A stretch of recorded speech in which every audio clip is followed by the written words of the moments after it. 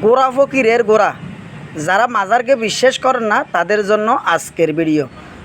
এটা হলো গোরা ফকিরের গোরা, এবং গোরা ফকির এন্তেকাল করার পরে সেই দুটি গোরা ছিল, একটি গোরা এন্তেকাল করেছেন, একটি গোরা এখনও রয়ে গেছে।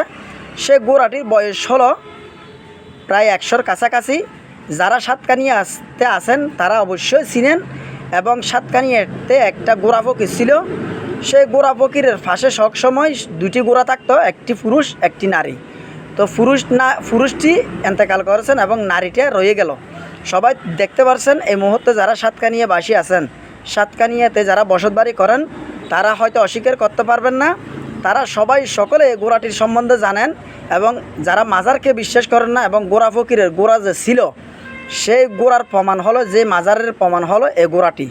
তো সবাই দেখতে পারছেন ওনার কোনো আত্মীয় নাই, স্বজন নাই, এখন কোনো গার্জিয়ান নাই ওনাকে খাওয়ার দেওয়ার মতো, লালন পালন করার মতো।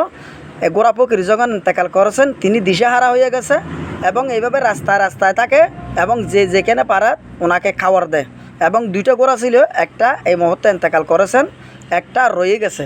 তো যারা সাতকানিয়াবাসী যারা আছেন তাদের থেকে আমি যতটুকু জানিছি, সেই গোরা ফকির ইন্তেকাল হওয়ার পরে এই গোরাটি এখন দিশেহারা এবং মুখ অন্ধ থাকে এবং সব সময় চিন্তাতে থাকে। এবং একটা মারা গেছেন, এটাও কখন জানি চলে যায়। সবাই দোয়া করবেন এবং ভিডিওটি শেয়ার করে দিবেন। গোরা ফকিরের গোরার জন্য দোয়া।